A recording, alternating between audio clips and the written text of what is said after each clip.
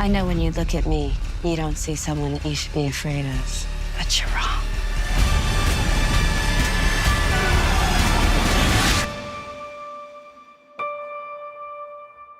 A plane carrying a New Jersey high school soccer team crashes in the Canadian wilderness, leaving the survivors abandoned for 19 months.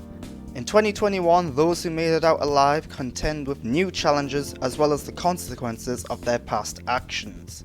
Yellowjackets is a thriller series with supernatural horror elements and a large dose of teen drama.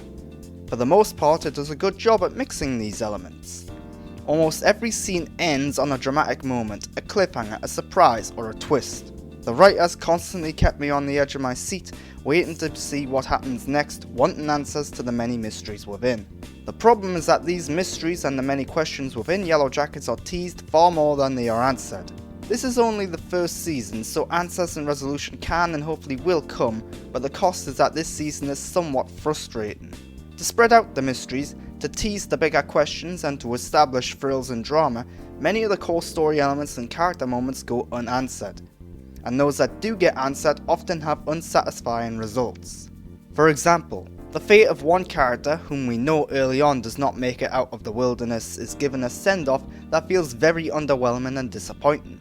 The events leading up to this are also incredulous and annoying because they lack believability for the sake of setting up this finale fate. Believability is damaged by the necessity of the story being told. This isn't the only time in this season where such a thing happens either. The characters of Yellowjackets are brilliantly cast and portrayed, with the younger and older versions of certain characters matching up near perfectly. The dual casting of the character of Shauna, for example, is spot on, with both Melanie Linsky and Sophie Nélisse utilising similar expressions and motions, as well as voice patterns. One could believe they were mother and daughter in real life, but they aren't. Christina Ricci and Sammy Hanratty are also standouts as the unusual, perhaps twisted, Misty, a character who is bullied and often lacks respect from others. They both portray this character as dark and mysterious, expertly making their presence unsettling and at times uncomfortable. However, many of the things the characters of Yellowjackets say and do are unbelievable and unrealistic. This is again in aid of the story to spread out the mysteries to enhance the thrills and the drama. A lot of teen drama akin to CW shows and soap operas is thrown in to provide them with conflict and debate, but this is at the cost of the central story. For example, the characters are often more focused on their own personal lives, their love lives and so on, instead of foraging for food or trying to find ways to survive. It's odd, and in addition to this, the characters choose to linger in certain locations for reasons that are vague and unclear because nobody is willing to address them, in fear that an argument would prevent the story being told from being told. The story is told in two parts. A flashback line where we see the survivors of the plane crash in the wilderness trying to figure out how to live.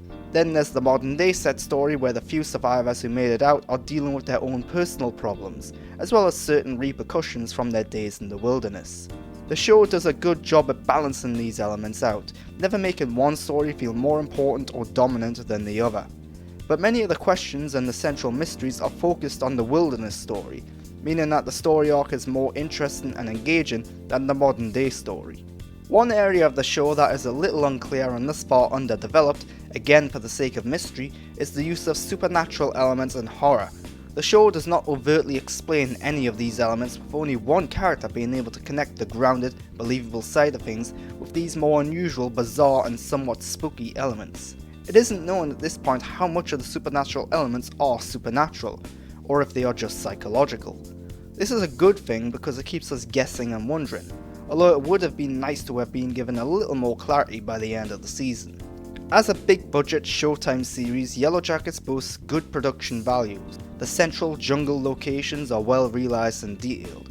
While it is just a jungle, wilderness environment, there are key sets and areas that differentiate it from general trees and bogs, etc. The show also does a good job at establishing the vastness of the landscape as well as the layout of the landmarks we know. Costumes, music and mise-en-scène do a great job at establishing the setting and time too. The wilderness scenes have a very 90s look and feel to them.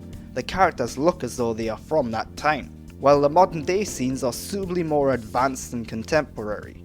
Additionally, the opening theme song and visuals perfectly establish the tone and mood of the show, as well as the time and characters featured in it.